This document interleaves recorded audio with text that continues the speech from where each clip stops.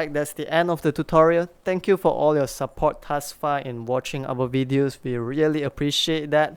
If our work has been helpful to you, please help us by liking it, sharing it, commenting, or subscribing to our channel.